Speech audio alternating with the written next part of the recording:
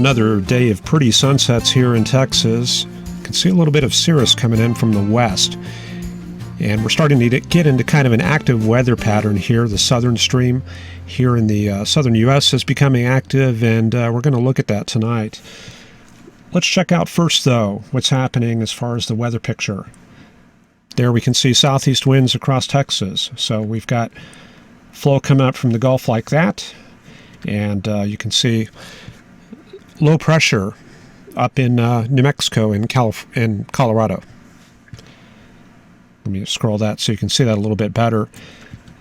Now, this is usually where we find the lee side trough, out from New Mexico to Colorado to Wyoming. But we're getting a little bit of a baroclinic pattern setting up with these this jet stream becoming active.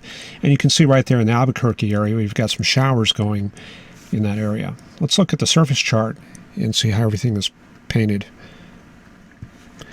And while I do that, I'll check my levels and make sure everything looks good. I think we're set. Okay, good. Yeah, things are fine. So what do we find in the southwestern U.S.? Well, one thing that's a little bit unusual is the westerly flow, very strong westerly flow across Arizona and in New Mexico, and northwesterly flow in Nevada. That's right up to the very top there. And normally this time of the year, we're going to see a plateau high covering parts of Nevada or Utah, and we would see a very weak outflowish pattern and high pressures. But we've got the opposite of that tonight. And what you see here is actually lower pressure with this area of clouds in here. So obviously we've got a little bit of an active weather pattern going on.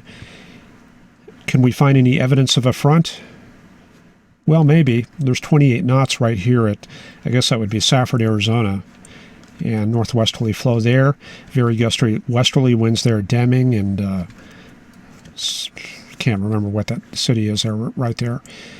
But that's suggestive of maybe a Pacific air mass coming through this area. And what do we have in Texas? Well, I did mention that southeasterly flow off the Gulf.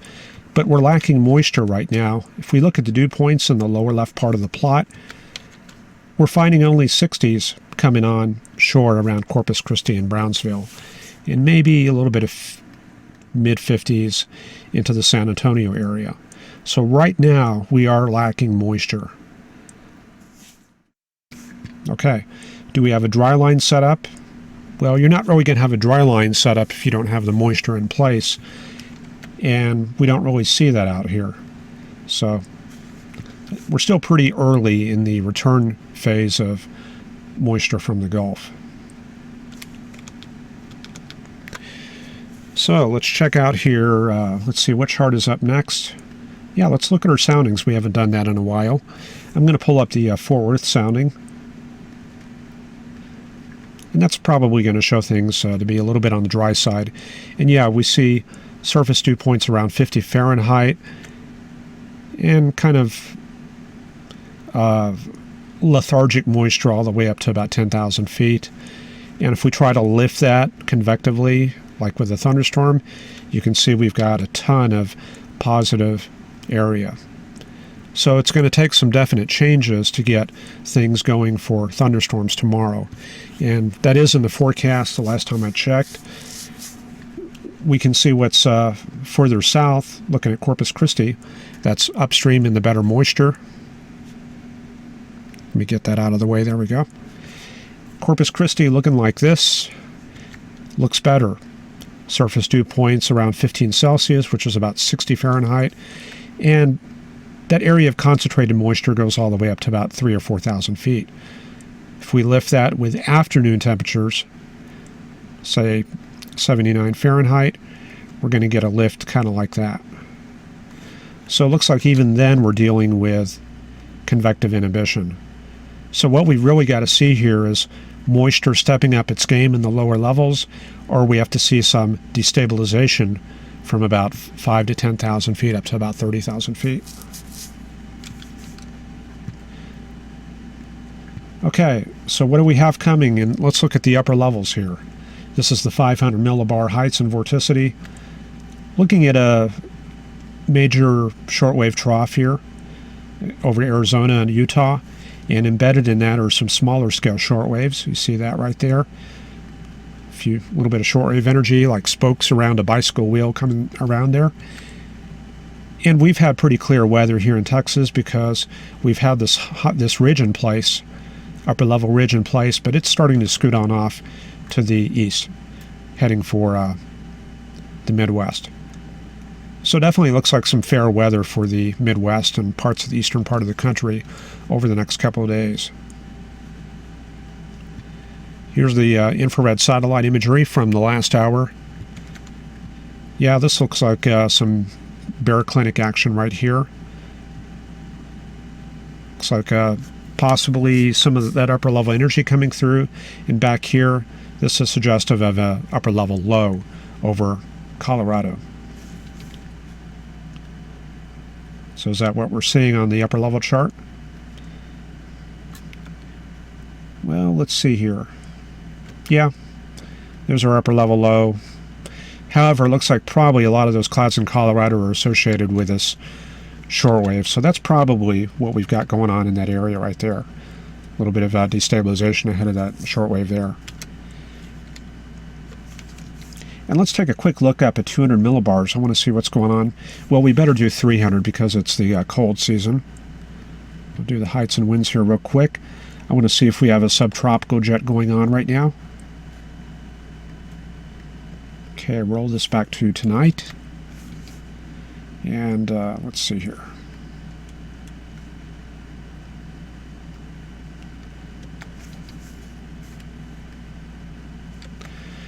All right, let's see. Yeah, a little bit of a subtropical jet coming up from Baja California, kind of like that.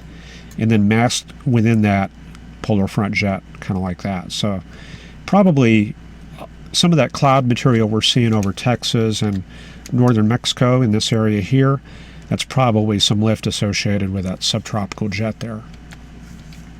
So let's go ahead and go into the forecast and see what's going on over the next few days. This is the chart for right now.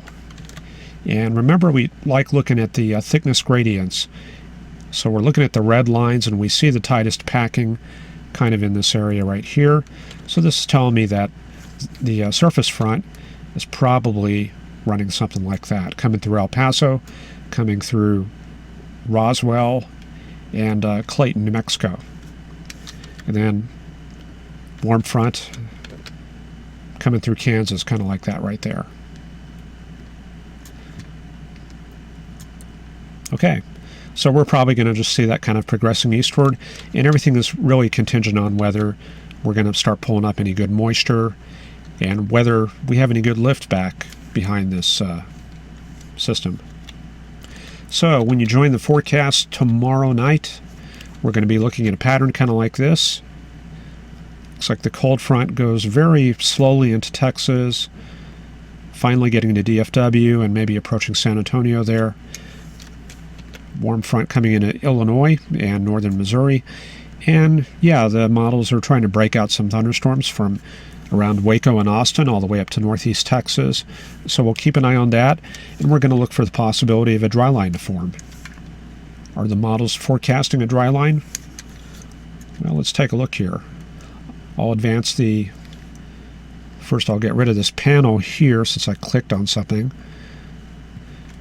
Very neat chart there, but we're going to wait for a storm day to go through that stuff. So let's go to tomorrow afternoon. This is going to probably indicate where the dry line is. Looks like Del Rio to just west of Waco to around Gainesville, Texas, and up to around Stroud, Oklahoma. So we want to kind of overlay that on this chart here. Let me back this up to 21Z. Okay, so this is going to be the picture at about 3 o'clock. And then we add in the dry line. That was from Stroud to Gainesville to west of Waco and then to Del Rio. So yeah, maybe a slight bit of a dry line moving into the Dallas-Fort Worth area and into the Texas Hill Country. So we might have to look at that as possibly associated with maybe some thunderstorm development. It's all going to depend on how much moisture we have in place, and they're looking for 60s, low to mid 60s, but the moisture could be a little bit on the shallow side. It's very rare that you get like a very deep layer of moisture in the span of just one day. So I'm certainly not looking for anything like that. So what happens over the next few days? Front clears Texas, and it looks like the model goes for a little bit of a squall line from Houston to Shreveport overnight, late Tuesday night. And then that fades into Wednesday. Wow, look at that. Just kind of falls apart there. So we're just not pulling the moisture very well to the north. And you see that moisture feed just kind of falls apart there. And the most we get here in Alabama are upper 50s, mid to upper 50s dew points. And that's not very good for the storm system either, the main upper level, the main surface low, because that benefits a lot from latent heat release. And when you don't have moisture, you don't get much of that contributing to cyclogenesis. So all we see is this very lazy 1008 millibar low. New triple point looks like to be right here. And by triple point, I'm talking about very weak front like that, occluded front like this, and that's the triple point area right there. So that's where you're most likely going to get new cyclogenesis. However, that system is really struggling. Then we see a new system coming into Texas. This is going to be on Friday, Thursday night to Friday. So there comes our next front. Looks like that's going to be dry too, driven by this 1036 millibar high in Colorado. And boom, that pushes through Texas. And by Saturday, Friday night, Saturday, we got a high across Texas. Looks like a very calm, fair day across Texas over the weekend. Start getting a little bit of that lee side troughing in Colorado and Wyoming. And here comes our next system from Colorado. And before I forget, I do want to thank our friends over at Pivotal Weather for letting us use these maps. Very nice maps here that let us take a look at this system here out in the western U.S. on Sunday, Saturday night and Sunday. So there comes our next system. You can see the very tight packing of thickness lines. That's telling us that the surface front, probably something like that. And that's going to be on its way into Texas as the week goes on. And look at that. Big old 992 millibar low over the northern Texas panhandle on Sunday night. I think this model is going a little bit faster than it did yesterday. Seems to really be speeding things up. There's my source code. Get rid of that. Okay. So let me focus that on Texas. This is Sunday afternoon, Sunday evening. So we're looking for a possibility of a dry line through this area. That's just kind of going off experience there. Very potent system coming through. Looks like an overnight deal here in North Texas. And let's check out what kind of moisture we're dealing with. Okay, here comes the moisture. Okay, you can see the front coming through on over the weekend. And then for Sunday, here comes the moisture return. And looks like more low to mid 60s here, so probably a very similar situation to tomorrow. The good 70s are staying offshore here. But very deep system at the surface. And there it goes by Monday, midday, looking like this. System now heading into the Midwest. Do we have a risk of severe weather there? Well, not really. We're barely bringing up 60s into Alabama once again, so probably just going to be more forced showers and thunderstorms north of here. Best risk of severe weather is going to be on the Gulf Coast. Okay, so behind that, anti-cyclogenesis coming into the northern plains, but new cyclogenesis in the southwestern U.S. New system coming for Wednesday next week, the 30th. So things are starting to get active here. And this is what I'm going to go with for the frontal positions, kind of like that. That's a good setup for clouds and stratiform rain here. And then it looks like as that goes on, we start getting some lift going. This is going to be Wednesday afternoon on the 30th. Looks like some very good cold air advection coming in the backside here. And then for the 1st and 2nd of September, it's like a pretty good system going through the southern U.S. and very good punch of cold air on the backside. 540 thickness line all the way down to Dallas and Midland. So things will turn quite a bit colder here with the start of the new month. And then looks like another system coming up here for the 6th. And this looks to be pretty potent also, a big 1032 millibar high.